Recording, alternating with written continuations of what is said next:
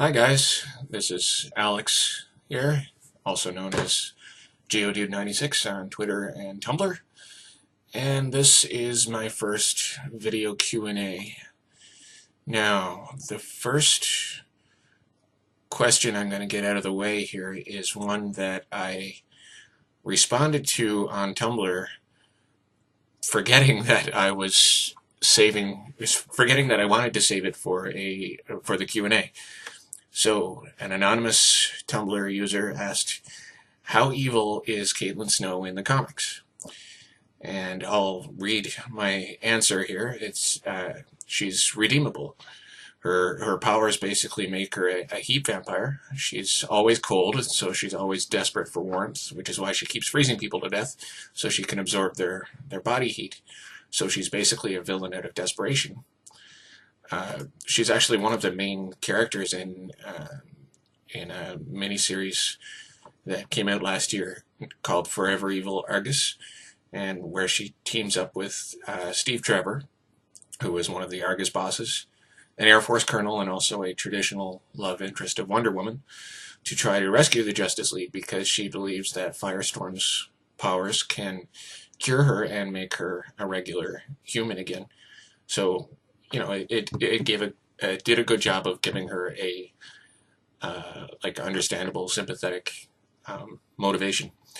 So over the course of the miniseries, she gradually gained Steve's trust, and at the end, it seemed like she might go to work for Argus.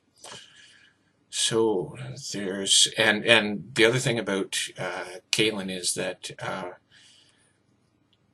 I think some people who have kind of latched on to the idea of Caitlin as Killer Frost are probably thinking about the portrayals of her that we've seen in Justice League Unlimited and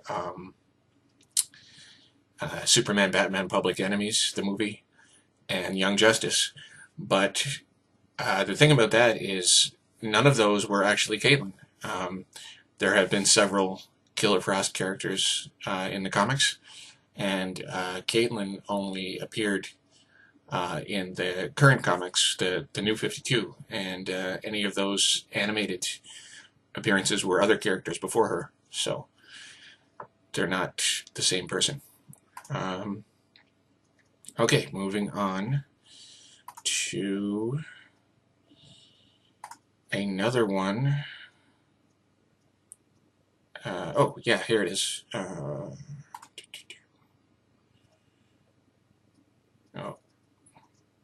Sorry, the page is stuck loading here. There we go. Okay. The omniscient narrator replied to my question, my post about taking questions for the video Q&A, and she said, "This is awesome. I recently made a post asking for comic book recs. No one really mentioned The Flash. Which ones would you recommend for a newbie? Perhaps add your reasoning behind the rec. Thanks." Okay, so I guess The Flash, the mainstream New 52 The Flash is really good. It's been consistently good ever since it started. Generally, if you're a new comic reader, if you're new and you want to understand, or if you want to get into the current stories, basically the New 52, as DC calls their current mainstream line, is their current stories when they reset their history back in September 2011, which they do every so often, so that when the comic book writers are trying to come up with a story, they don't have to necessarily think of decades and decades of history and take that into account. So yeah, their current history started in September 2011, is known as the New 52. So basically, most of the comics that came out beforehand are no longer what they call no longer in continuity. In other words, they no longer really happened, most of them. So basically, if you're deciding on something, basically New 52 stuff. But within that, there's The Flash, there's Batgirl, which was really good. There was a lot of controversy over Batgirl because DC decided that before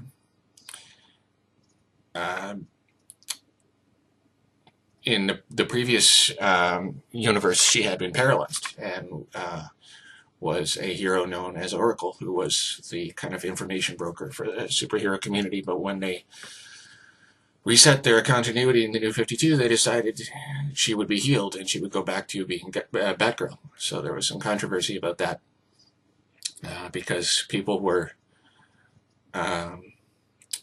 upset that a prominent POC character, PWD character, would no longer exist, and that's quite understandable. But one thing I don't think they're really taking into consideration is that Barbara still is a PWD. I mean, she's dealt with survivor's guilt, PTSD, anxiety. Those are just as disabling as being in a wheelchair. I mean, I understand that there are people who relate to Oracle very strongly because she was in a wheelchair. But there are also people like myself who can't relate to being in a wheelchair, but can relate to feelings of anxiety and PTSD and stuff like that. So, and I think that Gail Simone's run on Batgirl did a great job of showing her fighting and overcoming those feelings. And of course now, with the new creative team on Batgirl, it's a different direction. But it's turned into something that we don't have nearly enough of, which is a just plain fun comic to read. So the entirety of the New 52 Batgirl is one that I recommend. And also, you don't really need to know about her previous history as Oracle to understand the book, because it's explained in the book how her history was in the new in the current universe, and that's really all you need to know. In the current universe, she was paralyzed for a while, but was healed by experimental surgery. And the explanations in the book are really all you need to know if you're a new reader. Basically, any of the Batman line and any of the Green Lantern related books are really good. There's also a new book that will not take long to catch up on. It's called Gotham Academy, and just as it sounds like, it's about a school in Gotham City, of course, the home of Batman. It's very, very good. Written by Brendan Fletcher and Becky Cloonan, drawn by Carl Kerschel. They have had a blast on the book, and if you see or read any interviews with them about the book, it's really clear how much fun they're having doing it and how enthusiastic they are about the book, and that comes through in the final product for sure.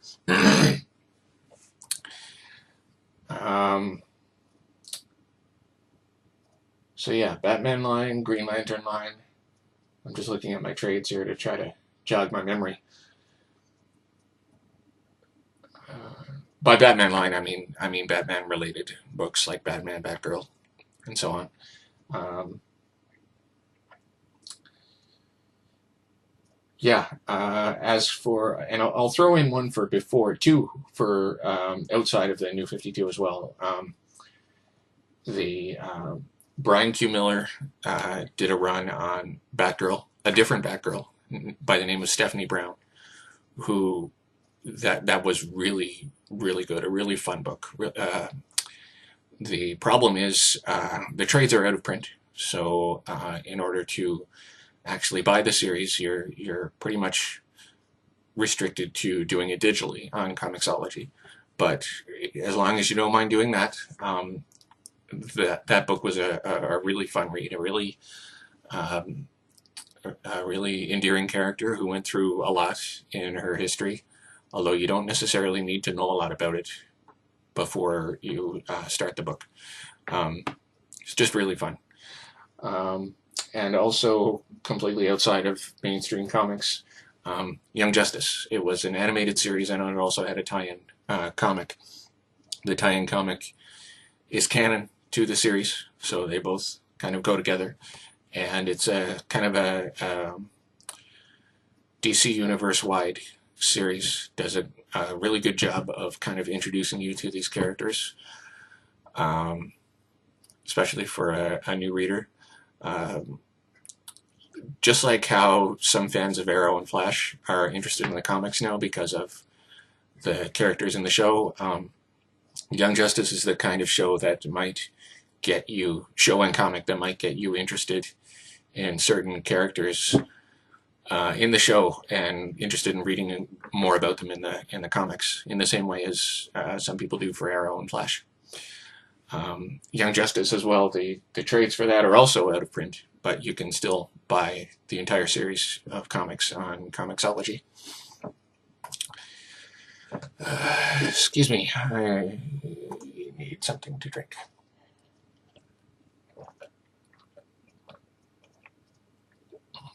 So, moving on to a couple of more anonymous questions I got.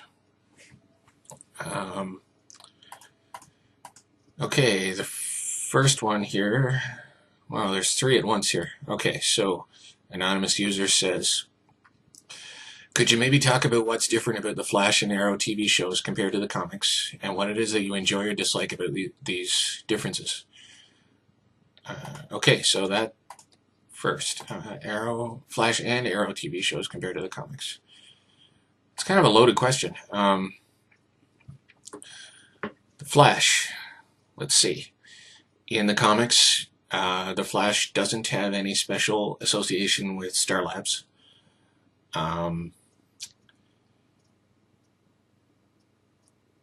Iris is not an only child. She at least has a brother.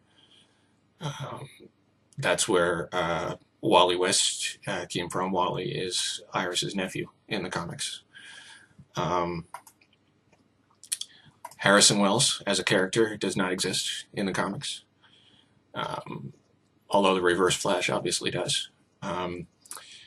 Cisco is just a teenager in the comics.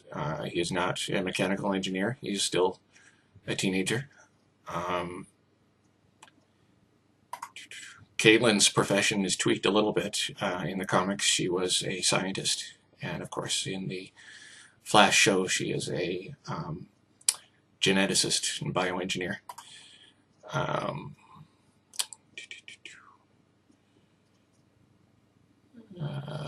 What it is that I enjoy or dislike about these differences. Oh yes, and the big one for the Flash, in the current continuity, like I was talking about before, the New 52, Barry and Iris have never been together romantically. And of course, there's many people hope that they will get together in the show. So what it is I enjoy or dislike about these differences, there's nothing really that I dislike about the changes from the comics to the show, the Flash show. I think they're doing a really good job of just doing things their way, and making it well written and good. It's not the most specific answer, I guess, but it's the best I can think of right now. Any future characters you'd like to see? Oh wait, what's different about the Arrow show compared to the comics? Okay. To keep things simple, I'll just compare the show to the current comics. The the current comics are actually getting more similar to the show because they brought in Diggle and Felicity. But in the current comics, I guess the most obvious difference is that Dinah Laurel Lance does not exist. Black Canary does exist, but is actually Laurel's mother, Dinah Drake Lance. And not only that, as far as I know, Green Arrow and Black Canary have never even met. Oh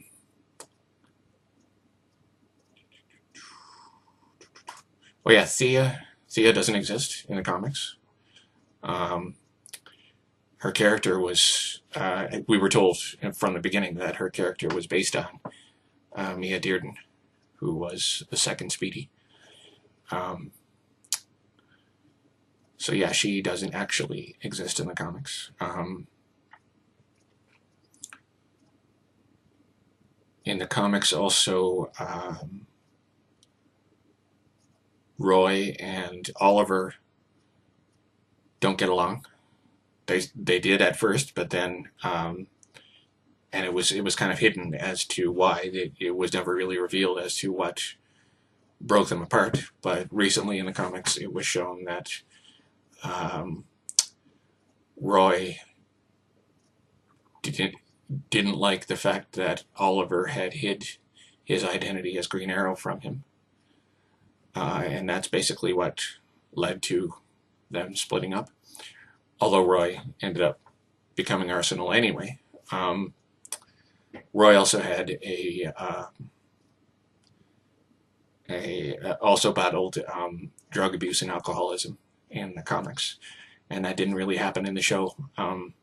Although I kind of think that Roy's experience with the Mirakuru was kind of the Arrow producer's way of adapting his drug abuse storyline from the comics into the show.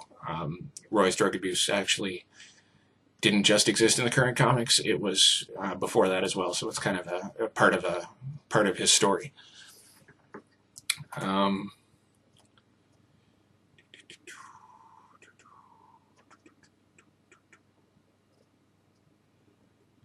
In the current New 52 comics as well,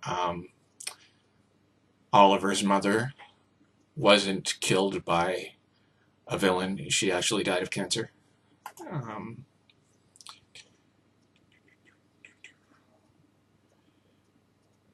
That's all I can think of right now.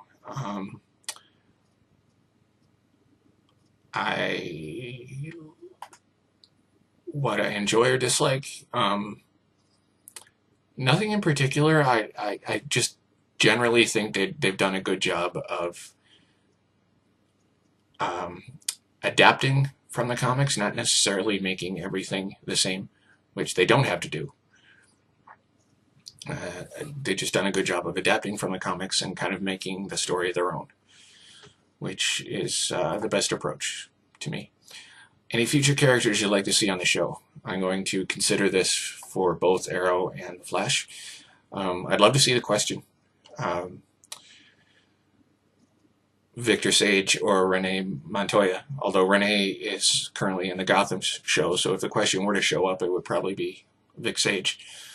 I think he'd fit in pretty well. I love for them to find a way to fit Vigilante in, not Vigilante as Arrow was referred to, but Vigilante Greg Saunders, the cowboy that you saw in Justice League Unlimited and Batman: The Brave and the Bold. He'd be fun to fit in there somewhere, somehow. And I would say Vixen, but we know that she's going to be in her own animated show that's connected to Arrow and the Flash, so that's great. I hope that does really well. What are some of your predictions? This series of questions continue. What are some of your predictions for who Wells and Eddie are on the Flash? Well, it's pretty clear right now that Wells is the Reverse Flash. but there may be something more to it. I have a theory about Wells that I've posted on Tumblr, so I'll just repeat it here. It's pretty clear by now that Wells is from the future. Now, the following is just my theory. Wells is from the future, and he knows of this massive, disastrous crisis that's going to happen. The one that we saw referenced in his newspapers, in his little secret hideaway there. So in the future, he has his powers. However, he got them, he has them. And he tried to stop this oncoming crisis himself.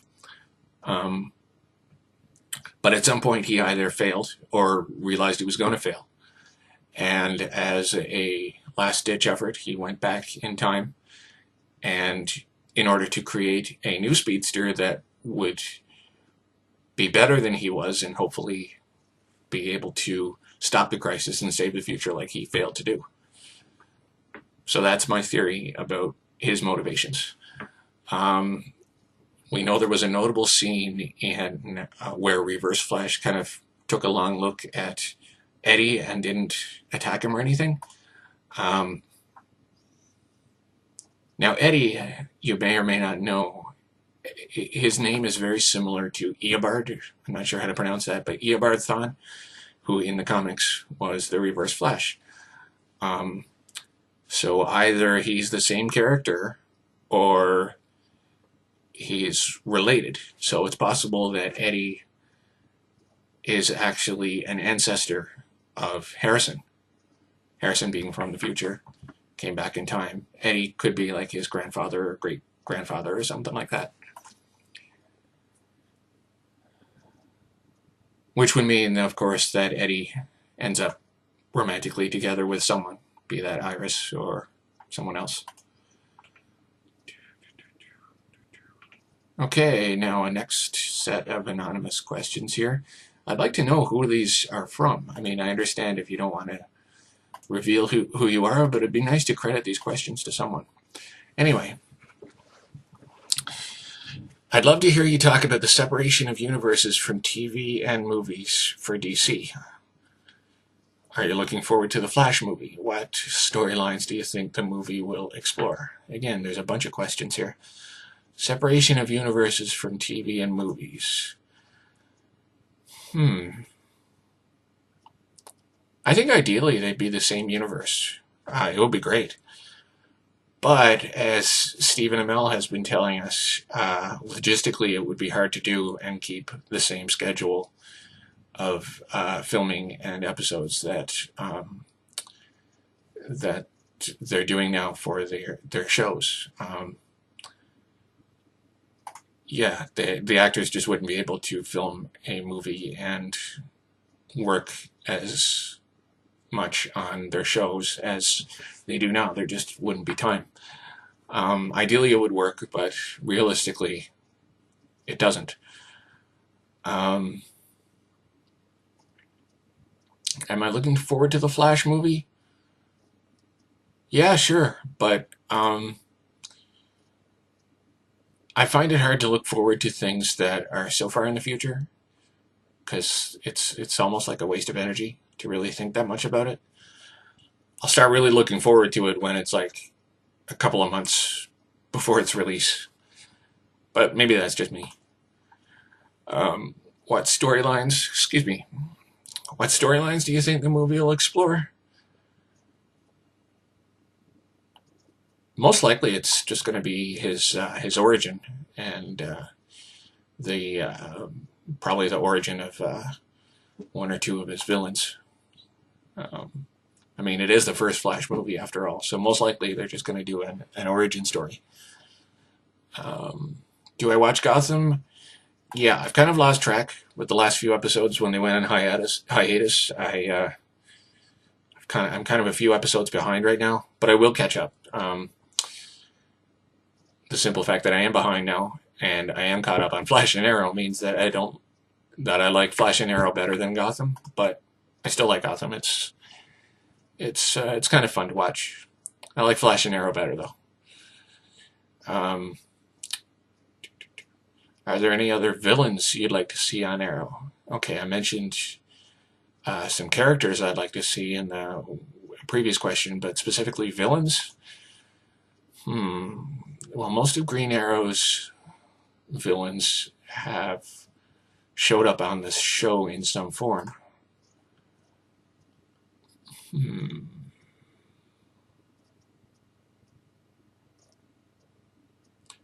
Villains.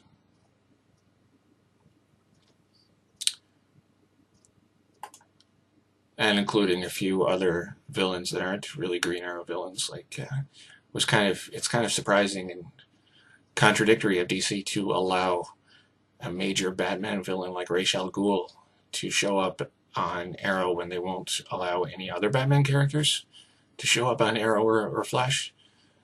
It doesn't make sense to me. But anyway, other villains. I'm drawing a blank right now, I have to admit.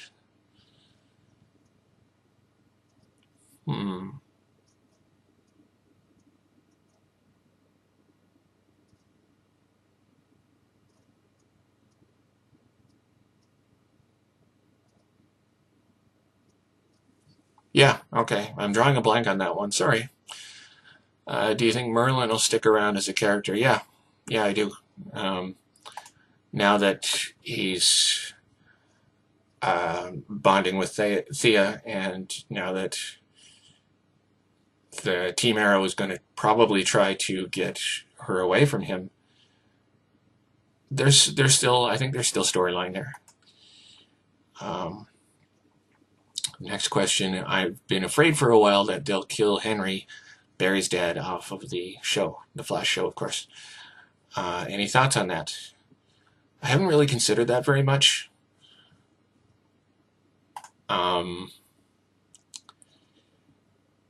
If that was Arrow, then yeah, I wouldn't be surprised if it happened, but the Flash is a different kind of show. They don't really do too much of the angst and stuff like that. Although obviously there have been deaths, like, Barry's mother, but they don't do too much of that. So no, I don't think Henry will be killed off, at least not anytime soon.